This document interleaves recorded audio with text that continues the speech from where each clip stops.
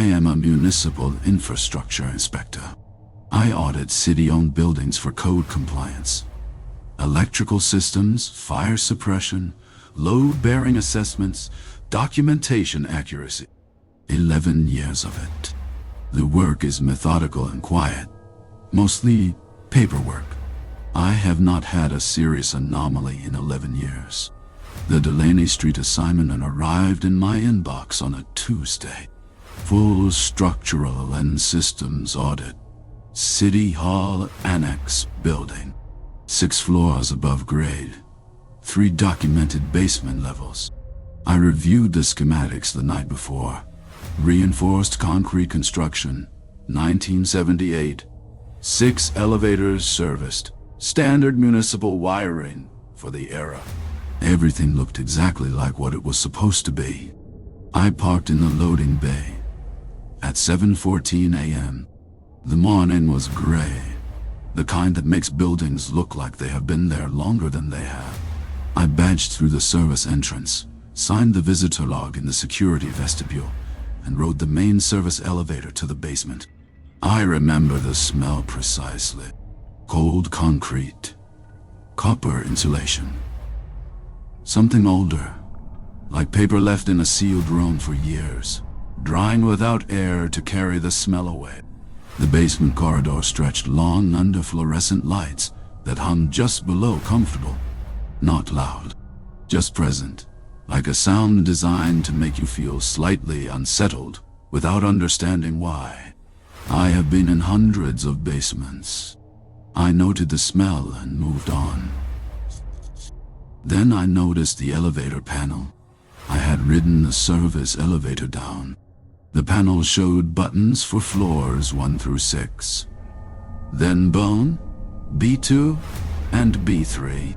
That is 9 buttons. Every schematic I reviewed the night before confirmed 9 buttons. 6 above grade, 3 sub-levels, maximum depth 31 feet below street grade. I counted the buttons again. There were 10.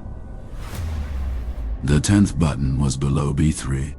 It had no label, just a groove where a labeled plate had been, either removed or worn smooth by time. The button face itself was polished, not factory polished. Polished the way surfaces get when thousands of hands touch them over decades. The kind of wear that takes 40 years. I stood in the elevator for a long time. Then, I pressed it. The elevator descended for 22 seconds longer than it should have. The doors opened onto a corridor. The floor was gray sealed concrete. The walls were bare block. The fluorescent fixtures were older than the ones upstairs. A discontinued model. Exposed ballasts, glass tubes running at 58 Hertz instead of 60. The difference is audible if you know what to listen for. The air was cold, not climate-controlled cold, but the passive cold of depth. The kind of cold that does not fluctuate. There was a door at the end of the corridor. Metal frame, painted gray. I walked to it and opened it. Inside was a records room, filing cabinets along 3 walls, floor to ceiling. Municipal green paint, the shade that stopped being standard in the early 1990s. I checked the oldest section first, as my training requires. The oldest folder was dated March 3rd, 1962. I stood with that folder in my hand for what might have been 2 minutes. The Delaney Annex was built in 1978. The file in my hand predated the building's construction by 16 years. I called my supervisor. She answered on the 2nd ring. I explained the unlisted button, the unlisted level, the records dated before the building existed. There was a pause. Short, but the kind that means something was being chosen carefully. Complete the standard inspection, she said.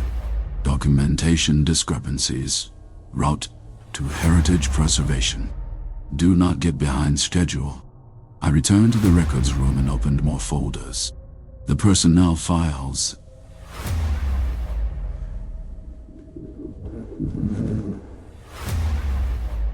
Right side listed city employees I did not recognize. With job titles I did. Infrastructure inspector, systems, auditor, municipal division. Photographs clipped to the corners. Names I could not place in any directory I had accessed in 11 years. I told myself this was explainable. Departments migrate. Titles repeat across eras. I went back to the elevator. I pressed the smooth button again. The elevator descended again. I had already been at the lowest level. There was nowhere further to go. The doors opened onto another corridor. Identical concrete, identical fixtures, identical hum at 58 hertz. But the wall to my right had windows. I know that is not possible. We were deep below street grade, embedded in bedrock.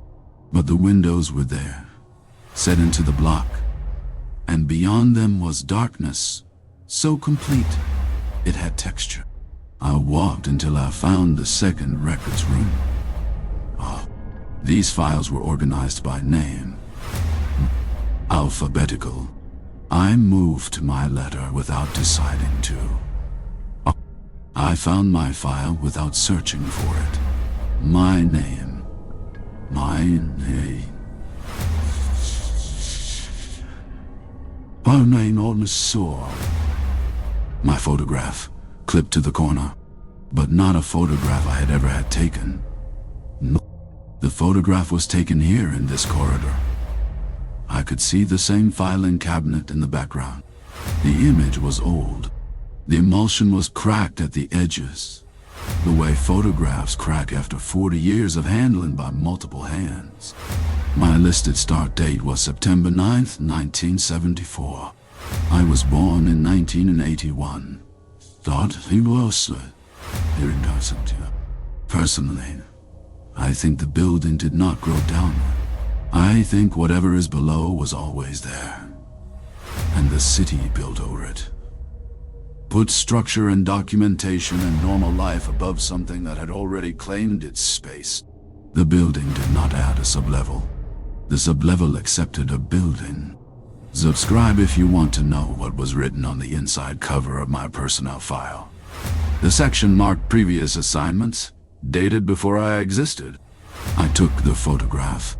I rode the elevator back to B3. I completed my audit.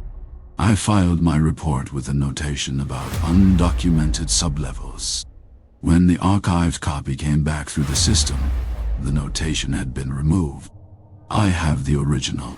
The records room had files dating back before the building. And now I know they had a file for me too, from before I was born.